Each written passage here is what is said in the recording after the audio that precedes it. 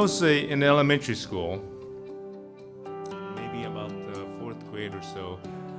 A teacher noticed, I was doing some math, and I finished all my math problems quickly. And of course, the teacher thought, Chinese kid, he must be good in math.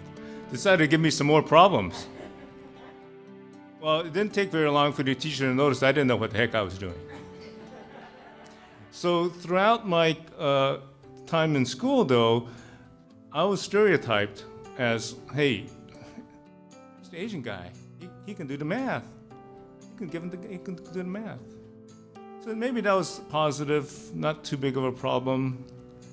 As I went on into my career, in my first evaluations, when I was in my career job, my supervisor had to write something and say, well, what he's going to write, this man has good analytical skills.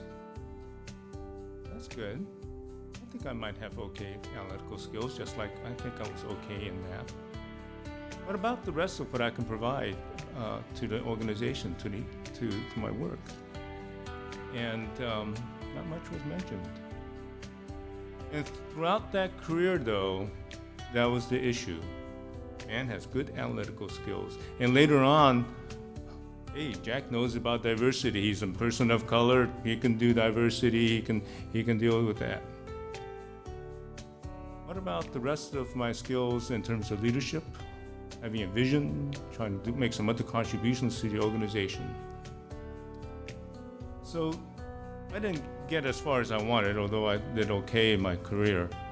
But I think when I look back, and then I try not to look at where I was, but I look at all the other Asian Americans within that organization. So in taking me out of the picture, I then saw the glass ceiling in that organization. And I think that's important to do. Just take yourself out of the picture and look at the situation. And if there's an issue, then there's an issue. Saying Assalamu alaikum wa rahmatullahi wa barakatuh. Peace be upon you all.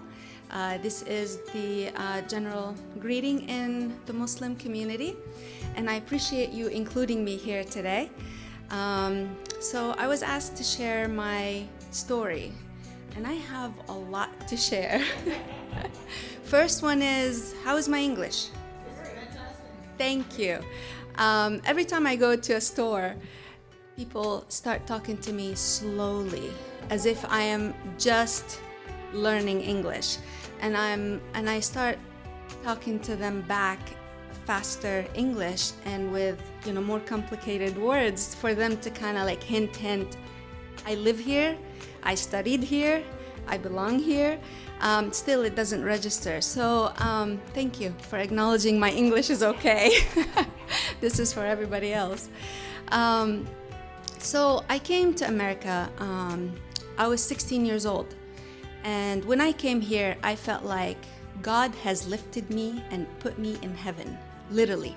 I had the most amazing people around me, influenced me in what I wanted to do, influenced my accent. The accent that I have, I still have a little bit, but they nipped it in the bud. Every time I say all of you, they will say, what? Old? So they really were my support system.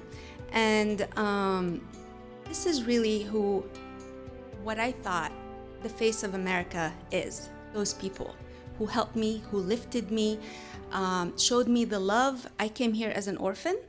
I lost my parents when I was little. So I came here to live with my brother who took care of me. And I worked. I first volunteered at a Catholic hospital who actually took me in with all their heart. I still visit them every time I go to Colorado. And this is the face of America.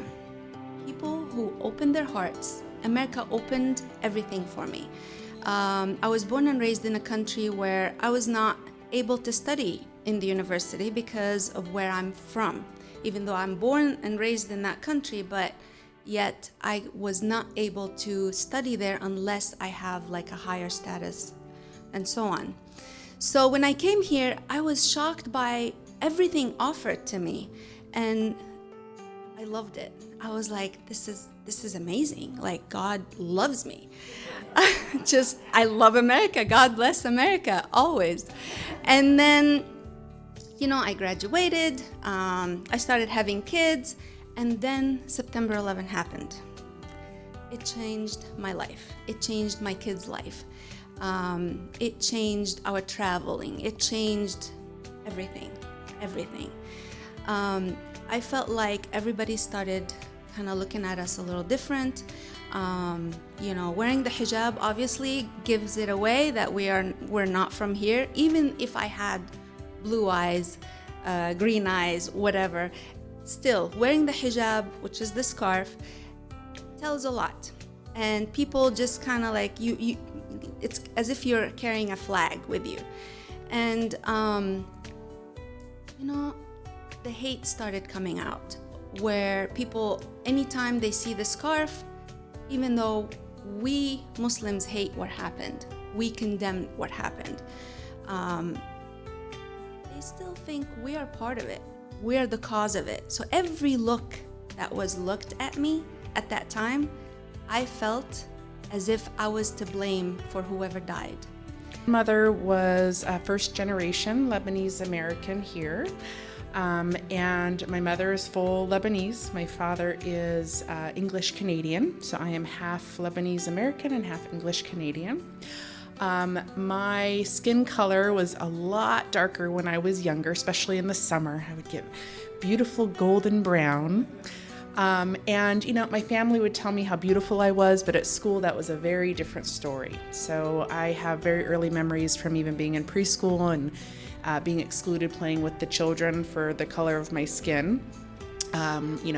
Playtime circles, not talked to, not played with, that type of thing. I remember my mom getting really angry and going to the teachers and talking to them about it. And that kind of progressed. Middle Eastern communities, oftentimes we are known for having a little bit more hair on our bodies. Now I love it. Back then, not so much, because I was made fun of for hair on my arms, or my nose kind of had a crook to it, and so kids would make fun of that a lot. So there was a lot of those kind of experiences when I was younger. Always loved dearly by my family and taught a lot of positivity about the color of my skin and my culture, but that didn't change the way I felt about myself when I was at school around other girls, particularly Caucasian girls. Around high school, I was very attracted to the hearts of the African American community. And I did marry one of my best friends who's Black, and a wonderful man. He's the father of my 2 children now. And that's another part of my experience, is just watching him go through what he's gone through. There's a story that my children know, and he tells about being arrested and slammed to the ground off of a report from an officer that had nothing, not even close to his description. So my husband has very long dreadlocks, and this man had very short hair with a hoodie. So things like that, hearing about him being called the N-word when he was very little, riding through the streets of El Cajon from grown men yelling out the car.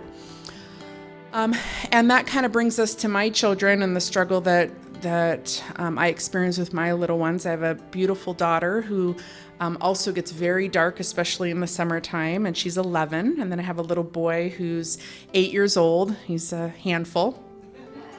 And we were going to have a bigger family, but then he was born, and we stopped.